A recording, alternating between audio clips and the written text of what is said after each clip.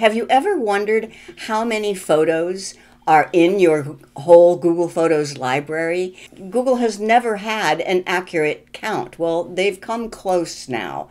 If you go to your Google Photos app, tap on your little face in the upper right-hand corner, then tap on Backup, you will see the actual count of images, not the amount of space they take up, but the actual count. I go to Google Photos, I tap on the account button, I tap where it says Backup Complete, and sometimes it takes a minute, but it will show up right here below the cloud, where you have that little cloud.